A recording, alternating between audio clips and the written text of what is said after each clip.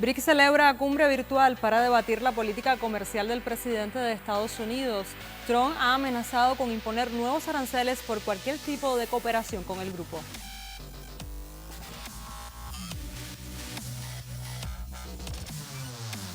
Peronismo arrasa en elecciones legislativas en Buenos Aires y desafía la gobernabilidad de Javier Milei en Argentina. El Frente Fuerza Patria superó por más de 13 puntos a los candidatos ultraderechistas.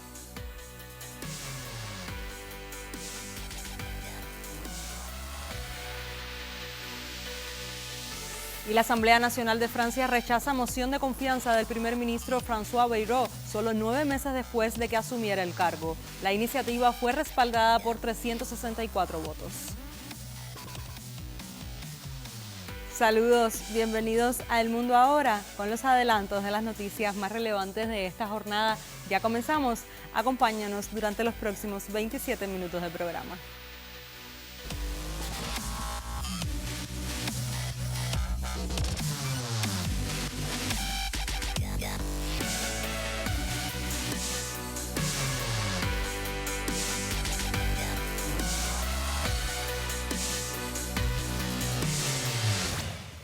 Iniciamos nuestro recorrido por las noticias de mayor impacto en el mundo. Este lunes, los BRICS celebraron una cumbre virtual donde se debatió la política comercial del presidente de Estados Unidos, Donald Trump, incluyendo los aranceles que afectan a la mayoría de los países del grupo. La cumbre fue convocada por el presidente brasileño Luis Ignacio Lula da Silva, quien manifestó que las sanciones secundarias limitan la libertad de fortalecer el comercio entre países amigos. Lula declaró que los estados del grupo deben demostrar que la cooperación está por encima de todo. Nuestros países se han convertido en víctimas de prácticas comerciales injustificadas e ilegales, denunció el mandatario, e igualmente criticó que el chantaje arancelario está siendo normalizado como instrumento para conquistar mercados y para interferir en cuestiones domésticas. Las sanciones secundarias restringen nuestra libertad de fortalecer el comercio con países amigos. Divide y vencerás es la estrategia del unilateralismo, subrayó Lula. El mandatario destacó que los BRICS ya son el nuevo nombre del multilateralismo. For almost 40 years, we are a zone of peace and cooperation. The presence of armed forces of the biggest power in the Caribbean Sea is a factor of tension that is incompatible with the Pacific peaceful vocation of this region. Dear friends, in 2 weeks we will be gathered in New York City, New York, for the 80th General Assembly of the United Nations. This will be an opportunity for us to speak with one sole voice in the defense of a revigorated multilateralism.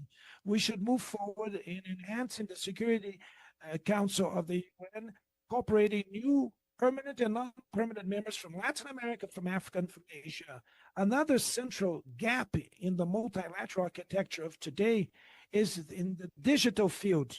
Without a democratic governance, domination projects that are centered in some companies of some countries will perpetuate themselves.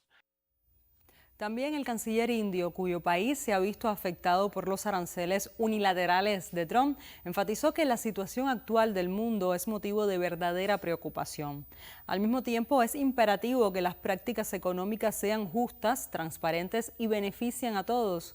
Cuando se producen múltiples perturbaciones, nuestro objetivo debe ser protegerlas contra tales choques. Eso significa crear cadenas de suministro más resilientes, fiables, redundantes y más cortas. No solo eso, también es esencial que democraticemos la fabricación y la producción y fomentemos su crecimiento en diferentes regiones. Los avances en ese sentido contribuirán a la autosuficiencia regional y aliviarán las ansiedades en momentos de incertidumbre, añadió el jefe de la diplomacia india.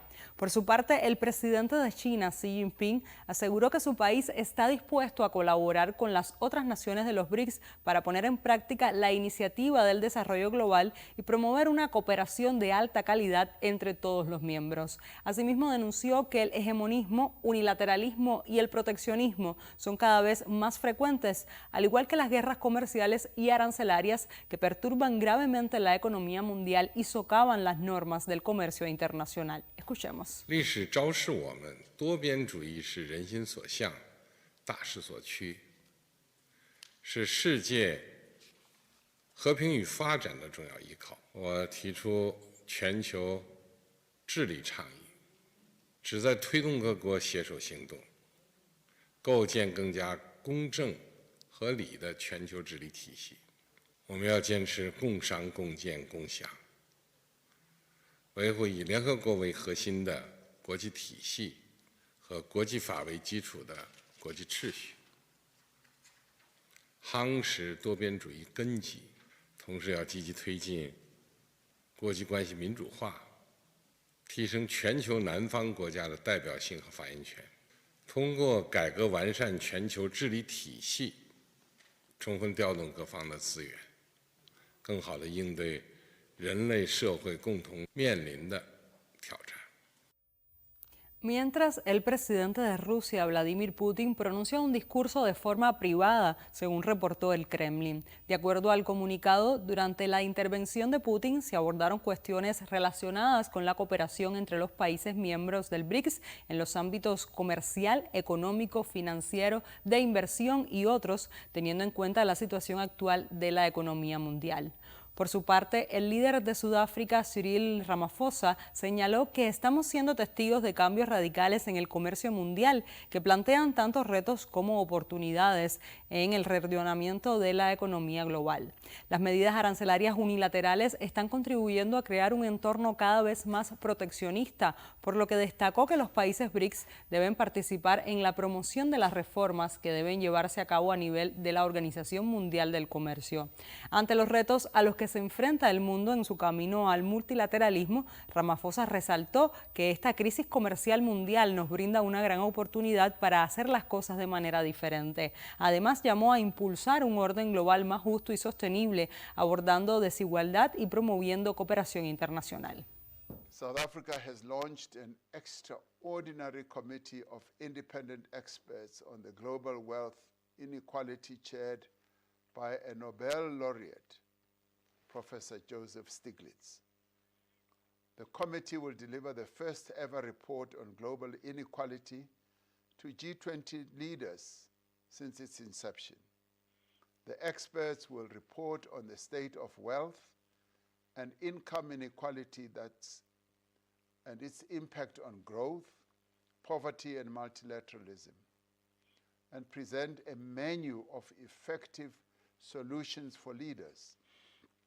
As BRICS, we need to reflect on our role in shaping global growth, addressing global poverty, and championing multilateralism.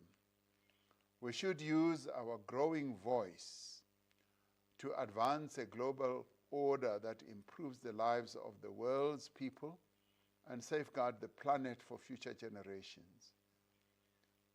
And let us shape a new paradigm of multilateral cooperation anchored in equity, sustainability, and development. En esta cumbre virtual, además de la representación de los miembros fundadores, Brasil, Rusia, India, China y Sudáfrica, participaron los presidentes de Egipto, Irán e Indonesia, así como el príncipe heredero de los Emiratos Árabes Unidos y un representante de Etiopía. La reunión virtual de los líderes de los BRICS se produce en medio de la aplicación de una dura política arancelaria por Trump, quien ha criticado en repetidas ocasiones al grupo de los BRICS por desarrollar su comercio en monedas nacionales y ha amenazado con imponer nuevos aranceles ante cualquier tipo de cooperación con el bloque. A finales del mes pasado decidió imponer un arancel adicional del 40% a una serie de artículos procedentes de Brasil, aumentando la tasa total al 50%. Asimismo, impuso el 50% a las mercancías oriundas de la India como castigo por la compra de petróleo ruso. Sin embargo, Nueva Delhi ha señalado en repetidas ocasiones que tiene derecho a llevar adelante una política independiente en esta materia. Para los productos de origen sudafricano, el arancel es del 30%, mientras que para los de China, por un periodo de aplazamiento acordado con Beijing, de igual modo, la tasa alcanza el 30%, aunque podría subir hasta el 145%. El académico del Centro de Investigaciones de Política Internacional, Eduardo Regalado, le dio su perspectiva sobre este tema a la periodista Roxana Romero. A mi entender, el mecanismo que tiene más capacidad de respuesta que tiene mayor relevancia para enfrentarse a la política arancelaria y de sanciones desatada por la administración estadounidense es los BRICS.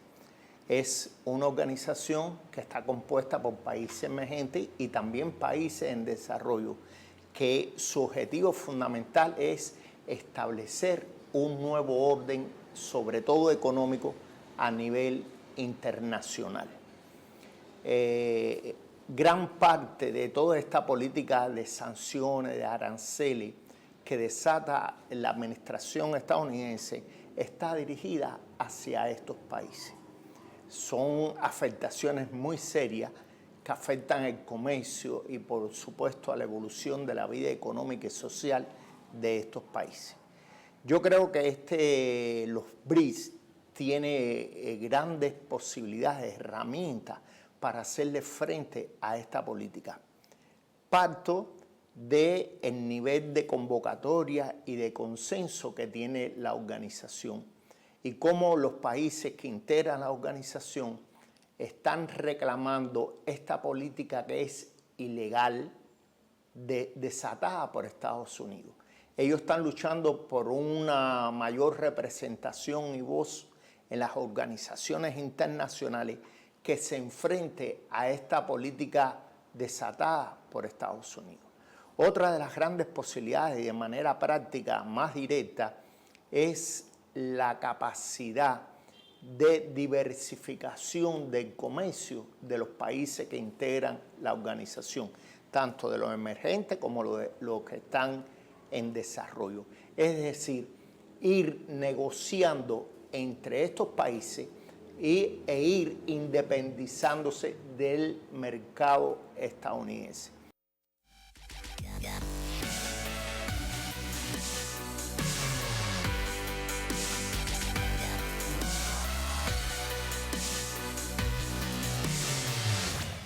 Cambiamos de tema. La provincia de Buenos Aires celebró elecciones legislativas este domingo en las que la coalición Fuerza Patria, liderada por el actual gobernador Axel Kicillof, obtuvo el 47,23% de los votos. Por su parte, la alianza de derecha, integrada por los partidos La Libertad Avanza y Propuesta Republicana, se hicieron con poco más del 33%. El bloque de izquierda se aseguró 99 municipios y 6 de las 8 secciones electorales de la demarcación. Ante miles de sus seguidores, Kicillof agradeció a su gabinete y a los intendentes que se plantaron y resistieron ante las adversidades. La intervención del político bonaerense fue antecedida por un audio enviado por la expresidenta Cristina Fernández, quien aseguró que se estaban ante una jornada histórica en la que decidieron ponerle límites a un presidente que parece no comprender que tiene que gobernar para todos. Dijimos al iniciar esta etapa que la provincia de Buenos Aires, que el gobierno que encabezamos iba a funcionar como un escudo y como una red para defender y proteger en la medida de las posibilidades a nuestro pueblo. Miren, habíamos ganado las PASO, habíamos ganado hace no tanto las generales, habíamos ganado en la provincia de Buenos Aires el balotaje. No era una decisión, no era una idea propia, era un mandato: cuidar la salud, la educación, seguir la obra pública, cuidar el trabajo.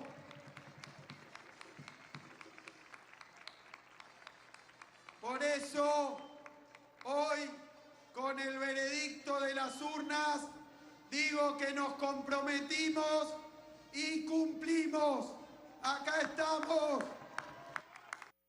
Tras los resultados de la jornada comicial, el presidente Javier Milei convocó a su gabinete para reunirse en el Salón Eva Perón de la Casa Rosada para replantear la estrategia de La Libertad Avanza de cara a los comicios del 26 de octubre. Recordemos que en las últimas semanas el jefe del Ejecutivo argentino ha visto cómo mermó su popularidad ante los escándalos de corrupción que sacuden a su hermana Karina Milei, quien se desempeña como secretaria de prensa de la presidencia. Ante la mayor derrota sufrida por La Libertad Avanza desde su llegada al poder, Milei ofreció declaraciones. Hoy los resultados no han sido positivos y hemos tenido un revés electoral y hay que aceptarlo. Naturalmente, a medida que vayamos completando todos los resultados, esto va a dar lugar a un profundo análisis de los datos y naturalmente eso va a conllevar a una profunda autocrítica donde aquellas cosas en las que nos hemos equivocado las vamos a corregir. No hay opción de repetir los errores. De cara al futuro vamos a corregir todos nuestros errores. A propósito, la expresidenta Cristina Fernández lanzó fuertes críticas contra Javier Milei y calificó el actual mandato como el periodo más negro y trágico de la historia argentina. Tras conocerse los resultados de las votaciones, la líder peronista salió al balcón de su casa en Recoleta, donde cumple prisión domiciliaria, para saludar a los cientos de seguidores que se congregaron en las afueras de su residencia para celebrar la victoria. De igual modo, cuestionó a Milei por las acusaciones de corrupción en la Agencia Nacional de Discapacidad. Señalar con el dedo y estigmatizar a los discapacitados mientras tu hermana cobra el 3% de coima de sus medicamentos es letal, sentenció Cristina. Asimismo, le exigió a Milei que dejara de culpar a otros por la situación económica del país. En declaraciones a la multinacional Telesur, el analista Gabriel Fernández destacó la victoria de la Alianza Peronista frente a la gestión derechista del actual inquilino de la Casa Rosada. Lo que sucedió ayer fue un arrasamiento electoral superior a todo lo que se esperaba, con las banderas históricas del peronismo que está representando en este momento el gobernador bonaerense Axel Kicillof. Y esto permite observar la posibilidad de una modificación del rumbo. ¿Cuándo? Es la única pregunta que falta, porque, por supuesto, el mileísmo se va a resistir a transformar como lo pide la sociedad. Por lo tanto, habrá que discutir cuál es el periodo en el cual se logra modificar el rumbo planteado por los libertarios en la República Argentina e instaurar un gobierno nacional, popular, industrial, productivo. El periodo de tiempo es la clave que nos va a determinar también buena parte del sentido.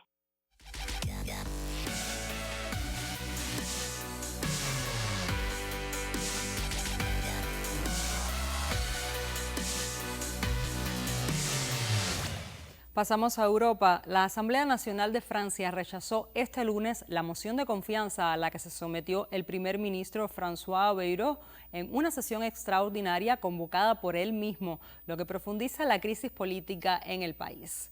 El primer ministro no logró conseguir el apoyo necesario. Con 364 votos en contra, 194 a favor y 25 abstenciones, Bayrou deberá presentar su dimisión y el presidente Emmanuel Macron se verá obligado a nombrar un nuevo primer ministro. Se trata de la primera vez en la historia de la Quinta República que un primer ministro cae en una moción de confianza. Desde el podio de la Asamblea Nacional, Bayrou, quien solicitó la reunión extraordinaria a finales de agosto, admitió la caída irrevocable de su gobierno. He decidido dirigirme a ustedes como si el destino no estuviese escrito, declaró Bayrou, que reconoció que la caída de su gobierno estaba anunciada desde el primer minuto de su existencia. Escuchemos un fragmento de su discurso que duró casi 40 minutos. Todos sabemos que nuestro país, más allá de la orientación decisiva que se decida hoy, se encuentra ante una gran cantidad de preguntas que en los años que vienen implicarán cambios profundos. Y quiero en algunos minutos citarles los más graves de estos temas. Desde el año 2000 nos convertimos en un país que produce menos que los demás. menos que sus vecinos. Nuestro atraso en la producción con respecto a nuestros vecinos más cercanos, ya sean alemanes o belgas, medidos en PIB per cápita, es de 15% nuestro atraso, y con respecto a los Países Bajos es de más de 30%. Y esto a pesar de los esfuerzos hechos en los últimos años en el campo de la creación de empresas, de empleos, en el campo de las inversiones, por ejemplo, con respecto a la Agenda 2030. Imaginen lo que serían nuestros ingresos familiares y los recursos del Estado si dispusiéramos de 15 o 30% más para compartir, si nuestros salarios fueran de 30 a 15% más importante y los recursos del Estado de 15 a 30% más abundantes. Si tuviéramos la producción que tienen nuestros vecinos, Francia no tendría ningún problema de déficit, no tendría problemas de deuda. La producción es, por lo tanto, una urgencia nacional. De acuerdo a medios locales, la reacción del Eliseo fue solo emitir que el presidente de Francia, Emmanuel Macron, toma nota de la caída del gobierno del primer ministro. Además, se reporta que Macron nombrará a su sucesor en los próximos días. El mandatario francés recibirá mañana al primer ministro François Bayrou para aceptar la dimisión de su gobierno, añadió el Palacio sin dar más detalles. François Bayrou es el cuarto primer ministro del actual mandato de Emmanuel Macron en la cuerda floja. La impopularidad de la administración, tanto en las calles como en la Asamblea, no es nueva. A Bayrou se suma Elisabeth Borne, quien dimitió en 2022 tras la presión política. Gabriel Attal, que también presentó su renuncia después de tan solo 7 meses al frente, y más recientemente Michel Barnier, quien fue derrocado por una moción de censura en diciembre de 2024. Bayrou llegó casi por sorpresa como primer ministro, pese a ser descartado horas antes. Desde sus inicios se mostró como un veterano sin mayoría y alertó sobre la crisis financiera del país. Para enfrentarla, en julio de 2025 presentó un plan de recortes con medidas impopulares como suprimir festivos. No logró acuerdos en reforma de pensiones y enfrentó varias mociones de censura. Este es un balance de su casi 10 meses de gobierno. En Francia, la llegada de François Bayrou a Matignon fue uno de los episodios más inusuales de la política reciente. En diciembre del 2024, tras una pugna con Emmanuel Macron, se impuso y llegó casi por sorpresa al cargo de primer ministro, pese a que horas antes había sido descartado. Desde el inicio mostró su estilo, un veterano sin mayoría en el Parlamento que multiplicó discursos y hasta videos en YouTube para alertar sobre la crisis financiera del país. Y para enfrentar esta crisis, en julio, Bayrou presentó un plan de recortes de 44.000 millones de euros con medidas impopulares como suprimir festivos o congelar ayudas sociales. El rechazo fue inmediato, incluso en su propio bloque. Tampoco logró acuerdos en la reforma de las pensiones y enfrentó 7 mociones de censura. Su gobierno solo avanzó en pactos puntuales, como la reconstrucción de Mayotte o la lucha contra el narcotráfico, mientras las grandes reformas quedaron en suspenso.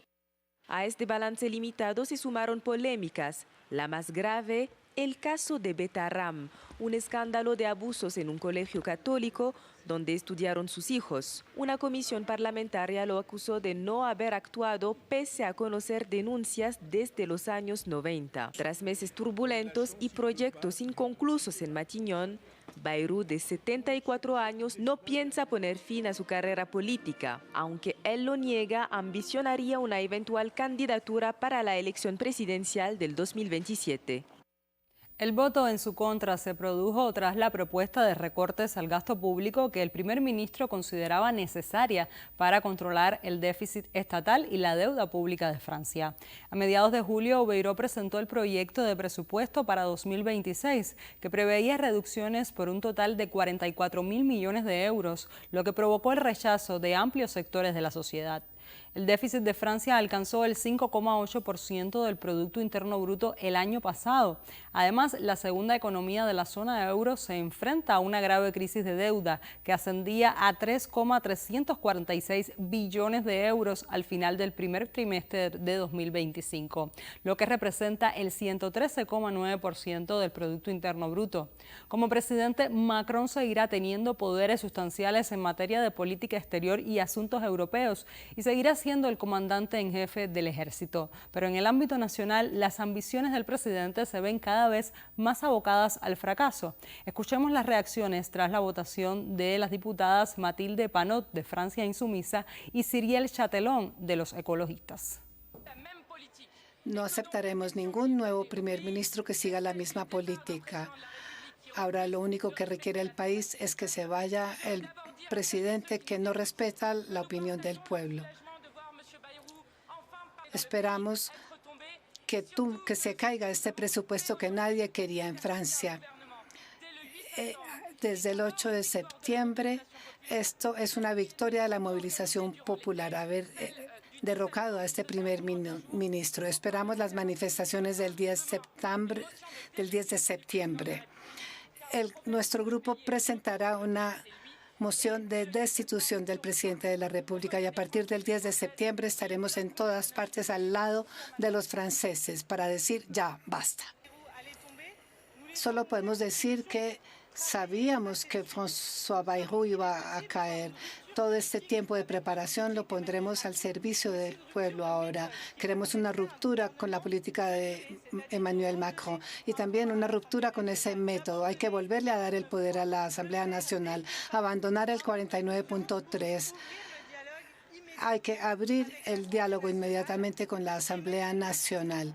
Si el presidente Emmanuel Macron deja de bloquear, si reconoce que la cohabitación con la izquierda es algo que se le impone, es posible dentro de los próximos 2 años tener estabilidad y cambio político.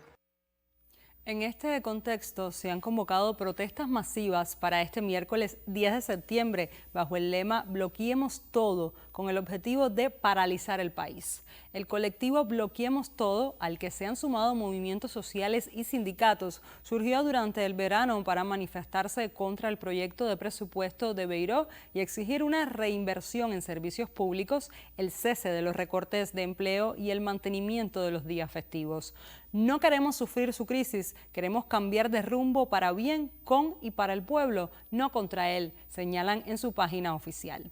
Mientras, varios nombres empiezan a sonar como posibles sucesores de Bayrou.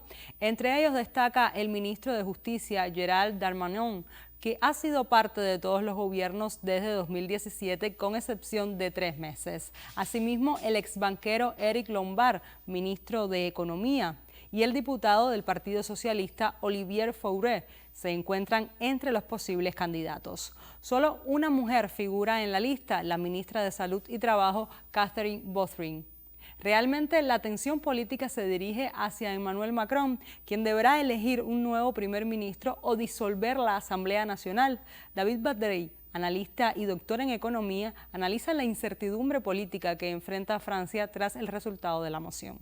Cualquier que sea la decisión tomada por el presidente Macron, va a ser, digamos que el timing, la secuencia es igual de importante que la misma decisión.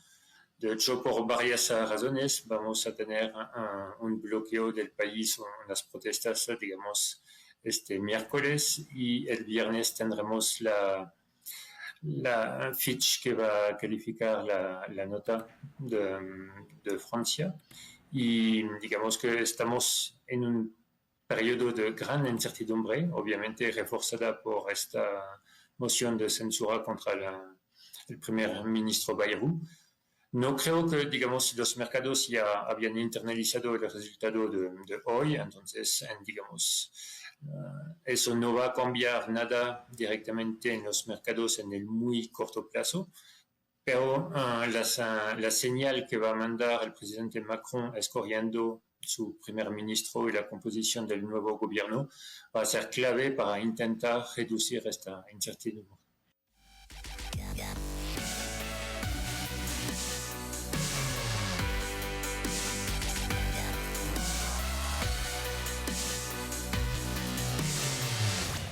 Con el repaso de las noticias más relevantes del panorama internacional en las últimas horas, ponemos punto final a esta emisión del programa. Manténgase informado en el canal cubano de noticias.